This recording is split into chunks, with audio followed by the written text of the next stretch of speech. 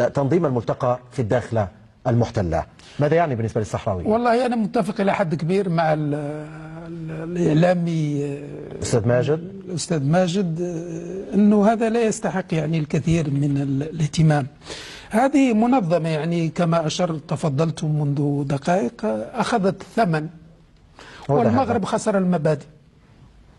هذا يعني كل ما يمكن أن يقال في هذا الجانب. أوكي، واضح. طيب أراك تحمل عدة وثائق، لا أدري إن كانت من التسريبات أو مما حضرت لتتحدث به في البرنامج. تفضل دكتور بدر السيد. لا صحيح، يعني هذه التسريبات لها أهمية قصوى بالنسبة لي أنا شخصيا. نعم. يعني كما هل يمكن أن نشاركك إياها أو تشاركنا أنت؟ طبعا. طيب. هذه التسريبات يعني الأساسي الذي سلطت الضوء عليه أن هذا النظام المغربي نظام عصابة لا يدخل في تعامله مع الآخرين أي مبدأ، أي مثل، أي قيمة إنسانية معينة.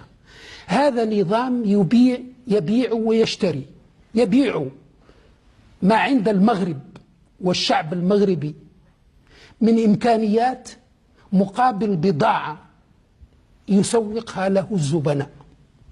هذه البضاعة هي بضاعة صحراء الغربية. مغربية صحراء الغربية أظهرت التسريبات أن المغرب مستعد لأن يبيع شرف المغاربة، أن يبيع سيادة المغرب، أن يرهنها أزليا، أن يعطي كل ما في وسعه من أجل أن يسوق الآخرون مثل كريس مانطانا وغيرها. يعني ولو كلمتين في جريدة معينة لا يقرأها أي قارئ أن الصحراء مغربية.